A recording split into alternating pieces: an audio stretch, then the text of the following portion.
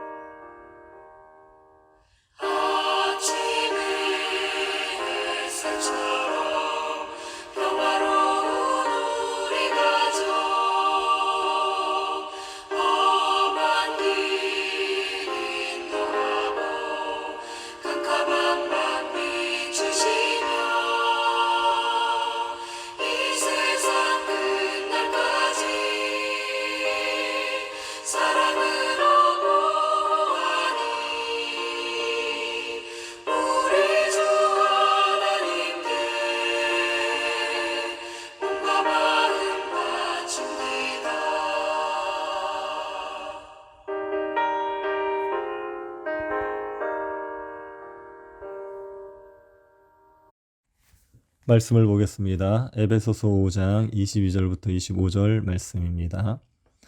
에베소서 5장 22절부터 25절 말씀 제가 봉독해 드리도록 하겠습니다. 아내들이여 자기 남편에게 복종하기를 주께 하듯 하라. 이는 남편이 아내의 머리됨이 그리스도께서 교회의 머리됨과 같음이니 그가 바로 몸의 구주시니라. 그러므로 교회가 그리스도에게 하듯 아내들도 범사에 자기 남편에게 복종할지니라. 남편들 아내 사랑하기를 그리스도께서 교회를 사랑하시고 그 교회를 위하여 자신을 주심같이 하라. 아멘. 우리나라는 인구 데드크로스를 지났습니다. 출생자보다 사망자의 수가 더 많아지면서 인구가 줄어들고 있습니다. 이 상황이 나아질 가능성도 보이지 않습니다. 결혼 연령이 늦어지고 있고 결혼을 하지 않으려는 사람들도 늘어나고 있습니다. 결혼해도 자녀를 많이 낳지 않습니다. 한 명을 낳거나 아예 낳지 않는 경우가 있습니다. 그래서 출생률이 자꾸 줄어들고 있기 때문에 당분간 인구는 줄어들 수밖에 없습니다. 인구가 줄어들게 되면 우리가 겪을 문제는 한두 가지가 아닙니다. 나라의 근간이 흔들리게 됩니다. 이런 상황을 타개하려면 청년들이 가정을 꾸리고 자녀를 많이 낳는 수밖에 없습니다. 외국인을 받아들이지 않는 이상은 출산율을 높이는 수밖에 없습니다. 그런데 비혼을 결정하는 청년들이 늘고 자녀를 낳지 않으려는 젊은 부부들이 많아지고 있는 게 문제입니다. 청년들이 비혼을 결정하거나 자녀를 낳지 않으려고 하는 이유는 가정의 매력을 느끼지 못하기 때문입니다. 부부가 함께 자녀를 양육하면서 살아가는 가정이 행복한 가정이라고 생각하지 않기 때문입니다. 결혼을 했다가 이혼을 하는 부부들이 늘어나고 있습니다. 자녀와 부모 간의 갈등이 많아지고 있습니다. 주위에서 이런 모습을 보고 있으면 꼭 가정을 이루어야 하냐 하는 생각을 하게 됩니다. 함께 있어도 행복하지 못할 바에는 혼자 있는 게 낫지 않을까 생각을 합니다. 그래서 가정을 이룰 생각을 하지 않는 경우가 있습니다. 이런 청년들에게 신앙을 가진 우리들이 해줄 수 있는 일은 매력적인 가정의 모습을 보여주는 것입니다. 가정이 얼마든지 행복할 수 있고 가정에서 큰 기쁨을 누릴 수 있다는 것을 보여주는 것입니다. 가정이 행복해질 수 있는 방법은 하나님의 통치에 복종하는 겁니다. 하나님께서 가정에게 주신 말씀에 순종할 때만 가정이 행복해질 수가 있습니다. 코로나로 인해서 가정에서 가족들과 함께하는 시간이 많아진 때에 우리가 하나님께서 가정해 주신 말씀들을 되새길 수 있기를 바랍니다. 그리고 이 말씀에 순종함으로 가정의 복을 누리고 가정이 무너져가는 시대에 주 안에서 행복한 가정이 세워줄 수 있다는 것을 세상에 보여주는 가정이 될 수 있기를 바랍니다. 하나님께서 가정해 주신 말씀은 에베소서에 있습니다. 하나님께서는 부부 관계에서 어떻게 해야 하는지, 부모와 자식과의 관계에서 어떻게 해야 되는지를 말씀하셨습니다. 오늘은 부부 관계에 주신 말씀을 살펴보겠습니다. 부부 관계를 바르게 맺어가기 위해서 가장 먼저 기억할 것은 부부를 하나님이 맺어 주셨다는 사실입니다. 내가 좋아서 결혼을 했기 때문에 내가 가정을 이룬 것이라고 생각해서는 안 됩니다. 부부는 하나님께서 맺어 주시는 겁니다. 두 사람을 한 몸으로 맺어 주시는 겁니다. 그래서 하나님이 짝지어 주신 것을 사람이 나눌 수가 없습니다. 나와 맞지 않는 부분이 있을 때 잘못 만났다고 생각하지 말고 하나님이 나에게 부족함을 보완하도록 하기 위해서 만나게 하셨다는 것을 믿어야 합니다. 그리고 아내와 남편에게 주신 말씀에 순종해야 되지요. 하나님께서는 아내에게 주신 말씀이 있습니다. 자기 남편에게 복종하기를 주께 하듯 하라. 주께 하듯이 복종한다는 것은 어떤 의미입니까? 이 말씀은 남편을 예수님처럼 높이고 예수님에게 복종하듯이 남편에게 복종하라는 의미가 아닙니다. 예수님에 대한 복종과 남편에 대한 복종이 같을 수 없습니다. 예수님에 대한 복종은 절대 복종입니다. 예수님이 하시는 말씀에 단 한 번의 불순종도 허용되지 않습니다. 그러나 남편이 하는 말에 절대 복종해야 하는 건 아닙니다. 남편은 예수님과 같이 완전하지 않기 때문에 남편에게 절대 복종해야 하는 건 아닙니다. 주께 하듯이 복종하라는 의미는 주님을 기쁘시게 하기 위한 마음으로 남편에게 복종하라는 것입니다. 예수님은 아내가 남편에게 복종하는 것을 기뻐하십니다. 예수님을 기쁘시게 하고 싶은 아내라면 남편에게 복종해야 됩니다. 주님을 위해서 남편에게 복종하는 겁니다. 아내들이 남편에게 복종해야 하는 1차적인 이유는 예수님 때문입니다. 예수님을 사랑하고 예수님을 기쁘시게 하고 싶은 마음이 있다면 남편에게 복종해야 합니다. 그래서 남편에게 복종할 수 있는 아내는 예수님을 기쁘게 하고 싶은 마음이 있는 아내입니다. 예수님에 대한 마음이 없는 아내는 남편에게 복종할 수가 없습니다. 특히 남편이 복종할 만한 권위를 가지지 못했다면 남편에게 더더욱 복종할 수가 없습니다. 예수님을 사랑하는 아내는 남편이 어떠한 사람인지를 따지지 않고 남편에게 복종합니다. 아내는 예수님 때문에 남편에게 복종합니다. 그리고 아내가 남편에게 복종해야 하는 2차적 이유가 있습니다. 2차적 이유는 두 가지입니다. 첫 번째는 창조 질서 때문이고 두 번째는 교회와 그리스도와의 관계에 근거한 이유 때문입니다. 창조 질서 때문이라고 하는 것은 남편이 아내의 머리가 되기 때문이라는 말입니다. 하나님께서 남자를 먼저 창조하셨습니다. 그리고 남자에게 다스리는 권세를 주셨습니다. 그래서 남편이 아내의 머리입니다. 그러니 아내는 남편에게 복종해야 합니다. 아내가 남편을 다스리려고 하는 것은 타락의 결과로 나타나는 현상입니다. 하나님의 창조 질서를 인정하지 않고 자기 소견에 옳은 대로 하기 때문에 아내가 남편을 지배하려고 합니다. 창조 질서를 거스르면 삶이 고통스러워집니다. 하나님의 창조주를 따를 때 평안이 있습니다. 하나님께서 남편을 머리로 세우셨다는 것을 믿고 남편에게 복종해야 합니다.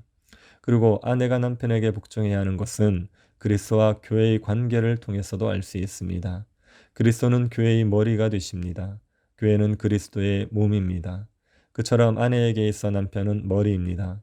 아내는 남편의 몸입니다. 머리와 몸은 분리될 수 없습니다. 머리와 몸은 따로 놀 수 없습니다. 머리와 몸은 함께 움직여야 됩니다. 그런데 이때 몸이 머리를 이끌지 않습니다. 머리가 몸을 이끌게 됩니다. 몸이 머리를 이끌게 되면 혼란이 일어날 수밖에 없습니다. 아내는 남편의 몸입니다. 돕는 배필입니다. 그러니 남편의 결정에 아내는 순종해야 합니다. 남편이 하나님 앞에서 죄가 되는 일을 요구하면 아내는 남편의 말을 듣지 말아야 합니다. 그것은 남편을 범죄하게 하는 일이기 때문에 남편을 돕는 것이 아닙니다.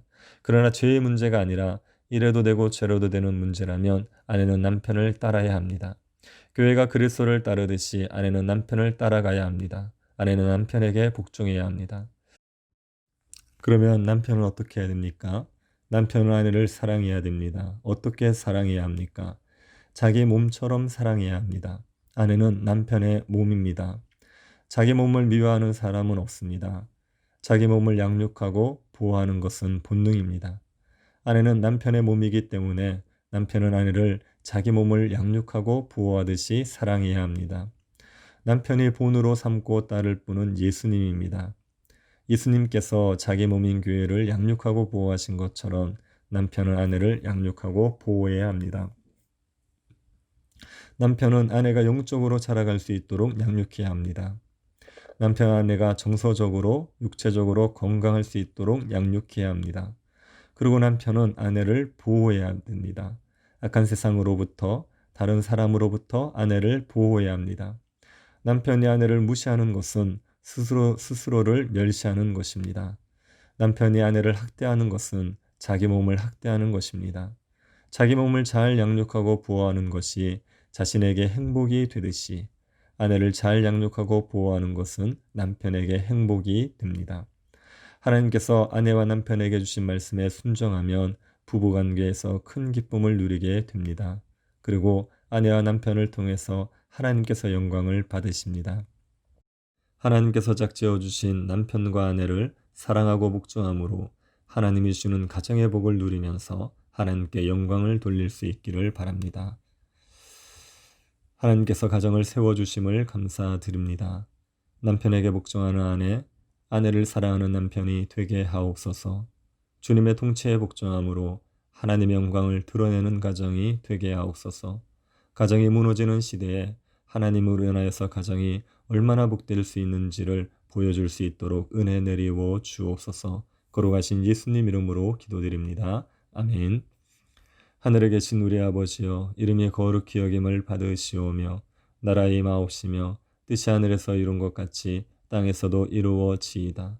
오늘날 우리에게 일용할 양식을 주옵시고 우리가 우리에게 죄 지은 자를 사하여 준 것 같이 우리 죄를 사하여 주옵시고 우리를 시험에 들게 하지 마옵시고 다만 악에서 구하옵소서.